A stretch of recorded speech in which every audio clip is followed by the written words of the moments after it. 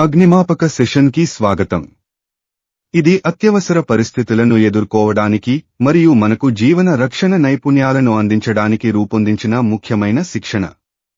ఈ కోర్సు మనకు అగ్ని సంఘటనలను ధైర్యంతో మరియు సమర్థతతో నిర్వహించడానికి శక్తిని ఇస్తుంది. ఇది ఆర్పీఎఫ్ శిక్షణ కేంద్రం, మౌలాలి, దక్షిణ మధ్య రైల్వే ద్వారా నిర్వహించబడుతుంది. ఈ రోజు మనం క్రింది అంశాల గురించి చర్చించుకుందాం. 1. అగ్ని మరియు అగ్ని త్రికోణం 2. అగ్ని వర్గీకరణ 3. అగ్నిని ఆర్పే పద్ధతులు 4. అగ్ని నిక్షేపకాల రకాలు 5. అగ్నిమాపక యంత్రాలను ఎలా ఉపయోగించాలి 6. అగ్నిమాపక పరికరాలు 7. రైలులో అగ్ని ప్రమాదాలు సంభవించినప్పుడు తీసుకోవాల్సిన చర్యలు 8.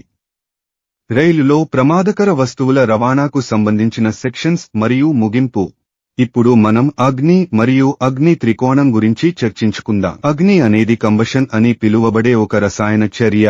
ఇందులో ఒక పదార్థం, సాధారణంగా ఇంధనం అని పిలువబడుతుంది, ఆక్సిజన్తో ప్రతిస్పందిస్తుంది. దీనివల్ల ఉష్ణం, కాంతి, కార్బన్ డయాక్సైడ్ మరియు నీరు ఉత్పత్తి అవుతాయి. అగ్నిని ఉత్పత్తి చేయడానికి మరియు కొనసాగించడానికి అవసరమైన ప్రధాన అంశాలను కలిపి అగ్ని త్రికోణం అంటారు. ఇవి: 1. ఉష్ణం, హీట్. 2. ఇంధనం, ఫ్యూల్. 3. ఆక్సిజన్. ఈ 3 అంశాలు సరైన ప్రమాణాలలో కలిసినప్పుడు అగ్ని ఉత్పత్తి అవుతుంది. అగ్నిలో కనిపించే జ్వాలలు, దహనం జరుగుతున్న పదార్థం నుండి విడుదలైన గ్యాసులు ఆక్సిజన్తో ప్రతిస్పందించడం వల్ల ఉత్పత్తి అయిన స్పష్టమైన కాంతి యొక్క ఫలితంగా ఏర్పడతాయి. అగ్ని త్రికోణం అనేది అగ్ని ఉత్పత్తి అయి కొనసాగించడానికి అవసరమైన 3 ముఖ్యమైన అంశాలను అర్థం చేసుకోవడానికి ఉపయోగించే ఒక సులభమైన మోడల్. ఈ అంశాలు: 1. ఉష్ణం, హీట్. అగ్నిని మండించడానికి అవసరమైనది ఉష్ణం. ఇది అగ్నిని కొనసాగించడానికి కూడా అవసరం. సరిపడా ఉష్ణం లేకుంటే అగ్ని ప్రారంభించబడదు లేదా కాల్చడం కొనసాగించదు. ఉష్ణం వివిధ మూలాల నుండి వస్తుంది, ఉదాహరణకు ఘర్షణ, మెరుపు లేదా అగ్నితో. 2. ఇంధనం, ఫ్యూల్. ఇంధనం అనేది కరిగి వేడిని అందించే పదార్థం. ఇది కలప, కాగితం, గ్యాస్ లేదా గ్యాసోలిన్ వంటి ద్రవాలు వంటి మండే స్వభావం గల పదార్థం ఏదైనా కావచ్చు. 3. ఆక్సిజన్. ఆక్సిజన్. అగ్ని దహనాన్ని కొనసాగించడానికి ఆక్సిజన్ అవసరం. ఎక్కువ సందర్భాల్లో ఆక్సిజన్ మన చుట్టూ ఉన్న వాయువులలో లభిస్తుంది. ఇది సుమారుగా 21% వాతావరణంలో ఉంటుంది. సరిపడా ఆక్సిజన్ లేకపోతే అగ్ని ఆరిపోతుంది. ఇప్పుడు మనం అగ్ని వర్గీకరణ గురించి చర్చిద్దాం. అగ్ని ఉత్పత్తి అవ్వడానికి సహకరించిన ఇంధనం ఆధారంగా వివిధ వర్గాలుగా వర్గీకరించడం జరుగుతుంది. అగ్ని వర్గీకరణను అర్థం చేసుకోవడం సరైన అగ్ని నిరోధక విధానాన్ని ఎంచుకోవడంలో సహాయపడుతుంది. ఈ క్రింద ప్రధాన అగ్ని వర్గాలు ఉన్నాయి. 1. క్లాస్ ఏ. సాధారణ ఇంధనాలు కలిగి ఉండే మంటలు. ఇంధనం: చెక్క, కాగితం, బట్ట, రబ్బరు, ప్లాస్టిక్ తదితర ఘన పదార్థాలు. ఉదాహరణలు: గృహ మంటలు, క్యాంప్ ఫైర్స్, కాగితం మంటలు. 2. Class B. దహనమయ్యే ద్రవాలు మరియు వాయువులను కలిగి ఉన్న మంటలు. ఇంధనం: గ్యాసోలిన్, నూనె, ఆల్కహాల్, ఎసిటోన్, ప్రొపెన్, బ్యూటేన్. ఉదాహరణలు: గ్యాసోలిన్ స్పిల్స్, నూనె మంటలు, పారిశ్రామిక రంగంలో గ్రీజు మంటలు. 3. Class C. విద్యుత్ పరికరాలను కలిగి ఉన్న మంటలు. ఇంధనం: విద్యుత్ పరికరాలు, కేబుల్స్, సర్క్యూట్ బ్రేకర్లు, యంత్రాలు. ఉదాహరణలు: విద్యుత్ ప్యానెల్ మంటలు, పరికరాల మంటలు. 4. Class D. దహనంగా ఉన్న మెటల్ మంటలు. ఇంధనం: magnesium, titanium, potassium, lithium, aluminium, sodium. ఉదాహరణలు: ప్రయోగశాల మంటలు, మాగ్నీషియం లేదా టైటానియం వంటి మెటల్స్ ను కలిగి ఉన్న పరిశ్రమ మంటలు. 5. క్లాస్ కే. వంట నూనెలు మరియు కొవ్వులతో సంబంధం ఉన్న మంటలు, కిచెన్ మంటలు. ఇంధనం: వంటగదిలో ఉపయోగించే వంట నూనెలు మరియు కొవ్వులు. ఉదాహరణకు మాంసం కొవ్వులు లేదా కూరగాయల నూనెలు. ఉదాహరణలు: ఫ్రయర్ మంటలు, స్టోవ్టాప్ నూనె మంటలు. ఈ వర్గీకరణ అగ్ని ప్రమాదాలను గుర్తించడంలో మరియు అగ్ని నిరోధక పరికరాలను సరిగ్గా ఎంపిక చేసుకోవడంలో చాలా ముఖ్యమైనది. మన తదుపరి అంశం అగ్నులను ఆర్పే పద్ధతులు. ఇది చర్చించడానికి చాలా ముఖ్యమైన అంశం. అగ్ని నియంత్రణ విధానాలు అగ్ని త్రికోణంలోని ఒకటి లేదా మరికొన్ని మూలాలకు విఘాతాన్ని కలిగించే మార్గంపై ఆధారితంగా ఉంటాయి. అనగా ఉష్ణం, ఇంధనం లేదా ఆక్సిజన్. అగ్నిని ఆర్పడానికి కొన్ని సాధారణ సాంకేతికతలు ఉన్నాయి. అవి అగ్ని ప్రకారం మరియు పరిసరాలపై ఆధారపడి ఉంటాయి. మనము కీలకమైన అగ్ని నియంత్రణ విధానాలను గురించి చర్చిద్దాం. 1.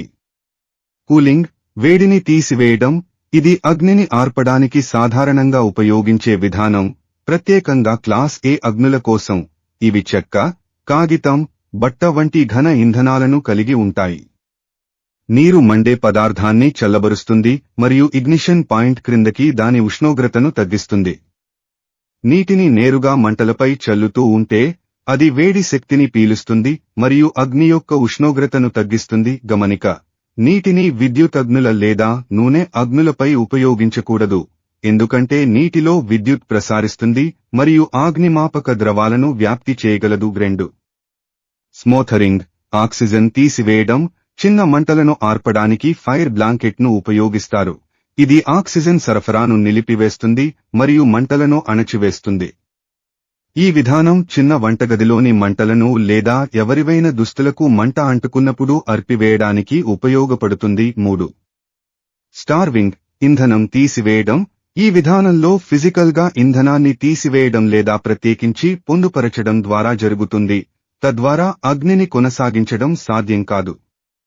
ఉదాహరణకు, అడవుల్లో అగ్ని విరామాలు సృష్టించడం ద్వారా అడవి అగ్నులను వ్యాప్తి చెందకుండా ఆపగలము. మరొక ఉదాహరణగా, గ్యాస్ అగ్నిలో గ్యాస్ సరఫరాను ఆపడం.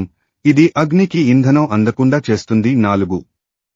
రసాయన ప్రతిస్పందనకు అంతరాయం కలిగించడం. ఈ విధానంలో మోనోఅమోనియం ఫాస్ఫేట్ లేదా సోడియం బైకార్బోనేట్ వంటి పౌడర్లతో కూడిన అగ్ని నిరోధక పరికరాలను ఉపయోగించడం ద్వారా జరుగుతుంది.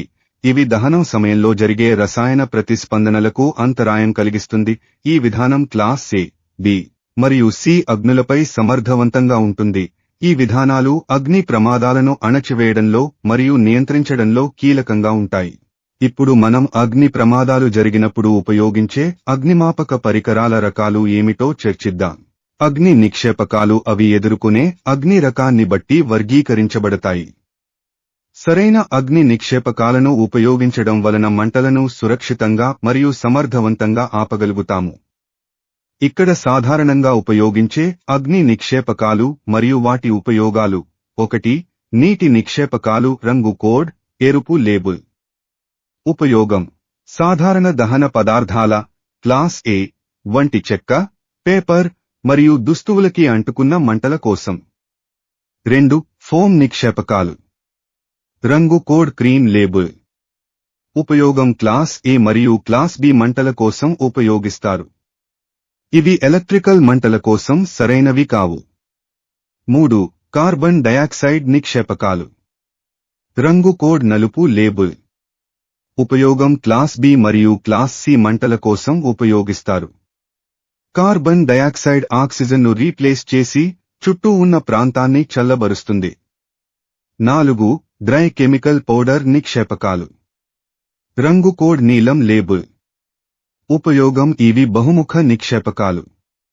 దీనిని క్లాస్ ఏ, క్లాస్ బి మరియు క్లాస్ సి మంటల కోసం ఉపయోగిస్తారు. ప్రధాన ప్రతికూలతలు: ఇది మిగిలి ఉన్న రసాయనాన్ని వదిలివేస్తుంది.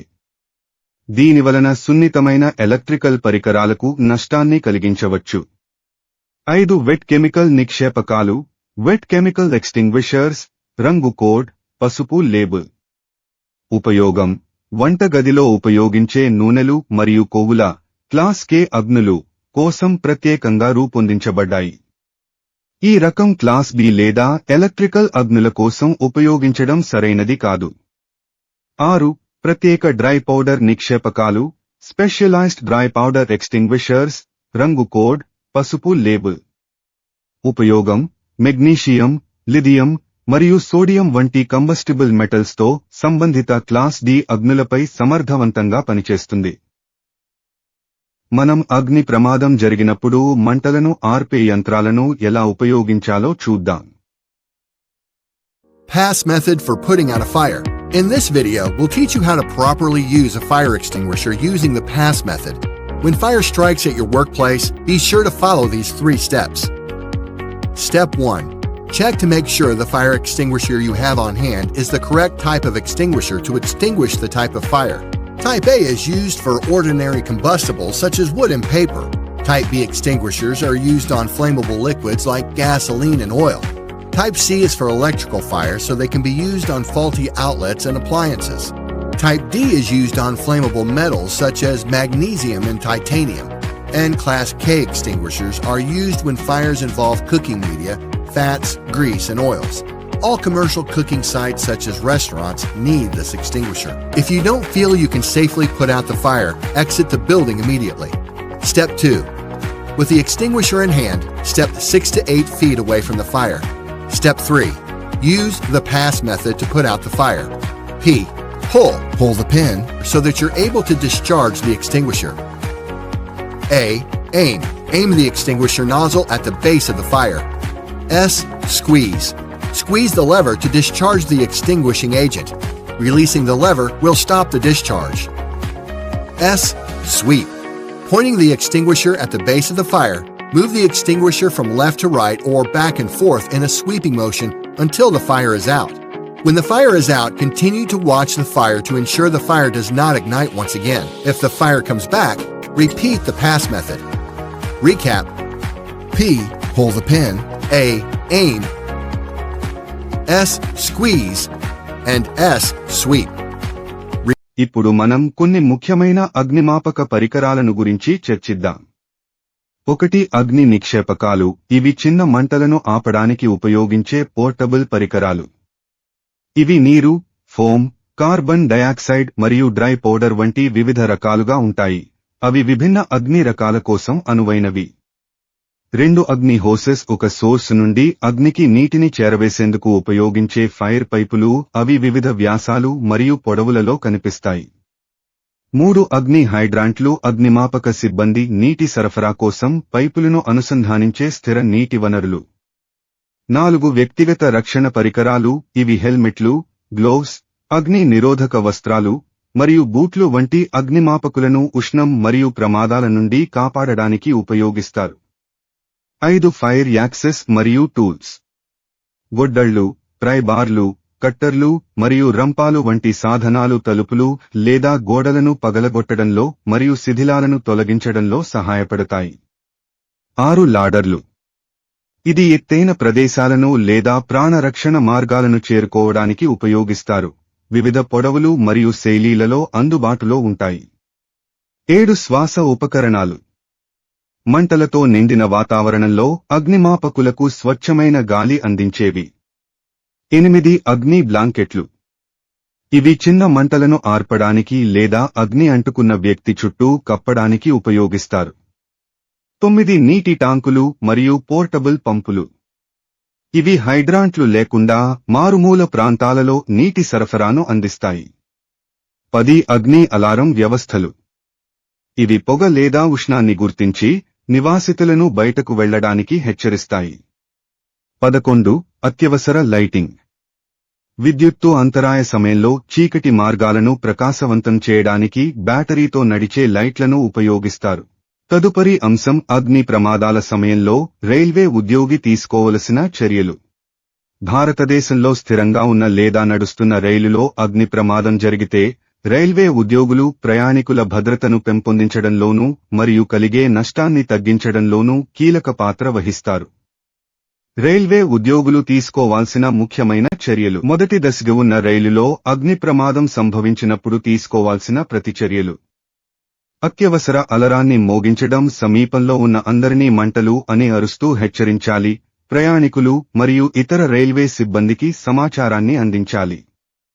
అందుబాటులో ఉన్న ఫైర్ అలారం లేదా ప్రజా ప్రకటన వ్యవస్థను ఉపయోగించాలి. 2. సహాయం కోరడం. నేరుగా దగ్గరలో ఉన్న స్టేషన్ మాస్టర్, కంట్రోల్ రూమ్ లేదా రైల్వే అధికారులు సెల్ ఫోన్, వాకీ-టాకీ లేదా అందుబాటులో ఉన్న ఏదైనా కమ్యూనికేషన్ పరికరం ద్వారా వెంటనే సమాచారాన్ని అందించాలి. మంటలకి సంబంధించిన ఖచ్చితమైన వివరాలను అనగా కోచ్ సంఖ్య, ప్లాట్ఫామ్ సంఖ్య మరియు మంటల తీవ్రతను క్షుణ్ణంగా వివరించాలి. 3. అగ్ని విభాగానికి సమాచారం అందించడం. స్థానిక అగ్ని బృందానికి 101 ద్వారా డయల్ చేసి సంప్రదించాలి మరియు అగ్ని ప్రమాదానికి సంబంధించిన పూర్తి వివరాలను తెలియపరచాలి. కదులుతున్న రైలులో అగ్ని ప్రమాదం సంభవించినప్పుడు తీసుకోవాల్సిన ప్రతిచర్యలు. అత్యవసర అలారాన్ని మోగించడం. ప్రయాణికులను మంటలు అని అరుస్తూ లేదా రైలులోని కమ్యూనికేషన్ సిస్టంను ఉపయోగించి పరిస్థితి గురించి హెచ్చరించాలి. భయపడుతున్న ప్రయాణికులకు శాంతంగా ఉండమని ధైర్యం చెప్పాలి. 2. డ్రైవర్ మరియు గార్డ్కు సమాచారం అందించడం. ఆన్బోర్డ్ రైల్వే సిబ్బంది వెంటనే రైలు డ్రైవర్ మరియు గార్డ్కు అగ్ని ప్రమాదం గురించి వాకీ-టాకీ లేదా అందుబాటులో ఉన్న ఏదైనా కమ్యూనికేషన్ సిస్టమ్ ద్వారా సమాచారాన్ని అందించాలి. 3. రైలును ఆపడం. సమాచారం అందిన తర్వాత రైలు డ్రైవర్ రైలును ఒక సురక్షిత ప్రదేశంలో ఆపాలి. రైలును వంతెనలు, టన్నెల్లు లేదా భారీ జనాభా ఉన్న ప్రాంతాల నుండి దూరంగా ఉంచాలి. అగ్ని ప్రమాద తీవ్రత దృష్ట్యా రైలు లోపల ఎవరైనా ప్రయాణికులు లేదా ఎవరైనా రైల్వే సిబ్బంది అలారం చైన్ లాగడం ద్వారా రైలును ఆపడానికి ప్రయత్నించాలి. 2వ దశ ఆగి ఉన్న రైలులో మరియు కదులుతున్న రైలులో అగ్ని ప్రమాదం సంభవించినప్పుడు ప్రయాణికులను తరలించడం. 1. తక్షణమే కాలిచేయడం. రైలులోని ప్రయాణికులను అత్యవసర సమయాలలో ఒక క్రమమైన పద్ధతిలో ఖాళీ చేయడానికి మార్గనిర్దేశం చేయాలి. ప్రయాణికులను ప్రభావిత ప్రాంతం నుండి సుమారు 50 మీటర్ల సురక్షితమైన దూరానికి తీసుకెళ్లాలి.